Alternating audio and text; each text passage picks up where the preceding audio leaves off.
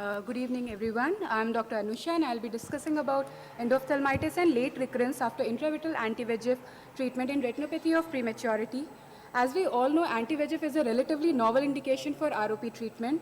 After a path-breaking study called BEAT-ROP, which showed its promising results in Zone 1 Stage 3 disease, often termed as miracle rescue act, it limits the tissue destruction by decreasing the VEGF levels both in retina as well as in the vitreous, but still, infectious endophthalmitis is one of the most devastating complications of the intravitreal anti-VEGF.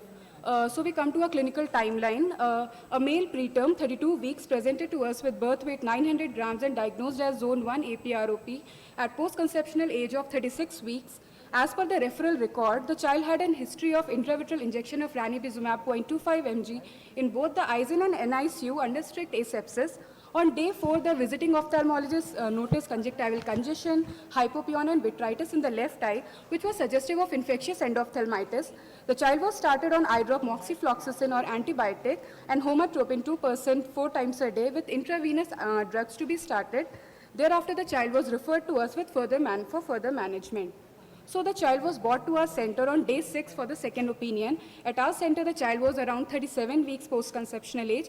You could see the picture of the baby. The right eye appears to be apparently normal, but the left eye is having apparent inophthalmos, and there was a corneal edema with mild congestion of the conjunctiva. When the child was examined with indirect ophthalmoscope, we could see that right eye was zone 1 vascularization with no plus, but left eye, there was a poor glow, and so when an ultrasound was done, there was mild to moderate amplitude spikes with a membrane attached to disc, which was persisting at a lower gain, so which was like, we diagnosed it as a resolving endophthalmitis with retinal detachment. So we went ahead with the management in right eye. We just went ahead with serial follow-ups for vascular progression and to rule out any kind of recurrence. But for the left eye, in view of poor systemic status of the child and guarded visual prognosis, as already there was an endophthalmitis and RD has set in, so there was a nil surgical intervention. Blood cultures are very important for the babies to rule out any kind of endogenous endophthalmitis.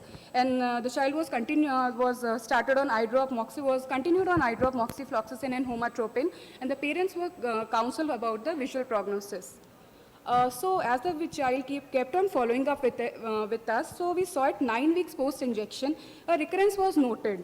So in recurrence, we could see there was a dilation of the retinal veins and tortuosity of the retinal arteries. So immediately the child was taken for ND-YAG photocoagulation. And on further follow-up at 47 weeks post-conceptional age, we could see that the plus disease has resolved. There was no demarcation ridge, and we could see the laser spots. So we followed up the child up to 65 weeks post-conceptional age.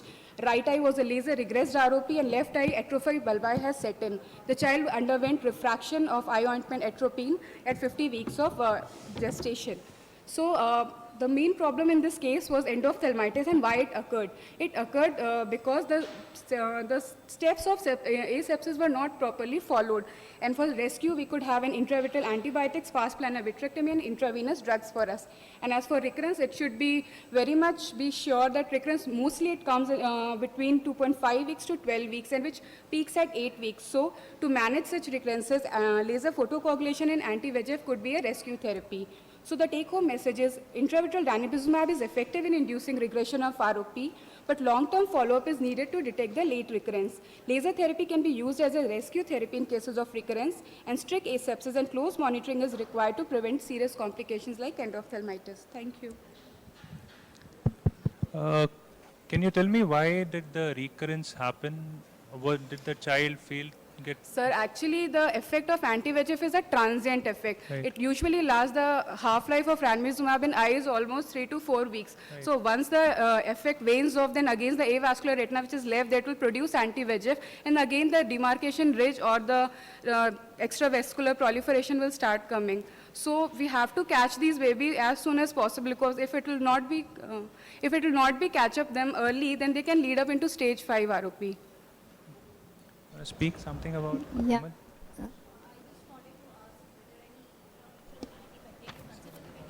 Ma'am, already the eye had an endophthalmitis with an RD. There was no visual prognosis in that eye, and even the child had a poor systemic status. To take that child in the OT, there was a risk of life also. So the parents denied any kind of surgery or any intervention for that eye. Did you give bilateral intravitreal injections? Sir, usually in our setting we do give, but we treat both eyes as of a different patient. It changed the but- entire. Yeah, but then do you follow up the intravitreal injection with laser therapy?